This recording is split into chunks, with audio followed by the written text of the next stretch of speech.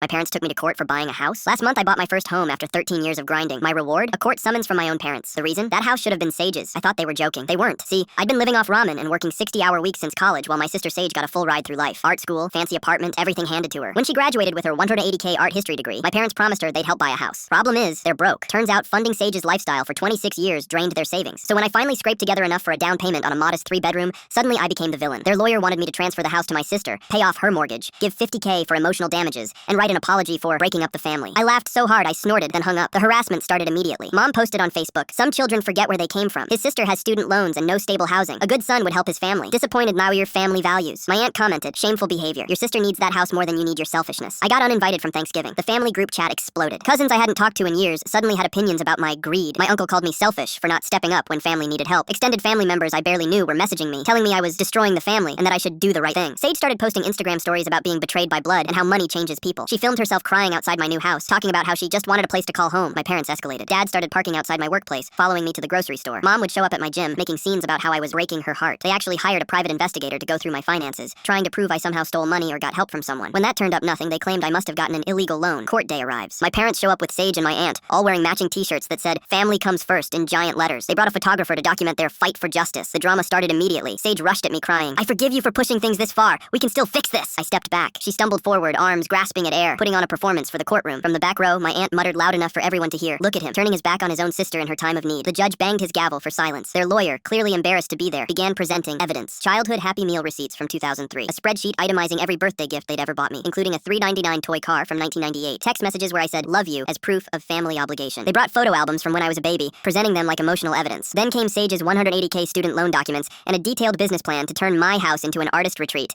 and wellness center. She'd never sold a single piece of art or had any business experience. When the judge asked Sage about her current occupation, she stammered, "I'm in a transitional phase, focusing on developing my personal art and finding my authentic voice as a creative." "Are you currently employed?" Mom interrupted desperately. "She's an artist, a digital content creator. She has an Instagram with over 200 followers." Judge, slowly and with weight, "Is she generating any income from these activities?" Dead silence. My aunt couldn't contain herself anymore and stood up screaming, "Income doesn't determine a person's worth. She deserves that house more than he does. He's being selfish and cruel." Security moved toward her as she continued ranting about family loyalty and blood being thicker than water. I calmly submitted my evidence. Bank statements showing every dollar came from my savings account, mortgage documents with only my name, pay stubs proving I'd been working full-time since graduation, proof I'd been financially independent since 18. The kicker? Email chains from college, where I begged for help buying textbooks and was told, "The family is prioritizing Sage's tuition right now, and you need to learn responsibility." The judge looked at my parents with pure disgust. "This case is not only frivolous, but borders on harassment and attempted theft. You have no legal standing whatsoever. Case dismissed. They owe my court costs $3,200. Walking out, my dad yelled for the whole hallway to hear, "You're dead to us! You've destroyed this family!" Mom sobbed dramatically, "I don't know where we went wrong raising you. I'm having Chinese takeout in my house tonight. Keys in my pocket. Deed with my name only."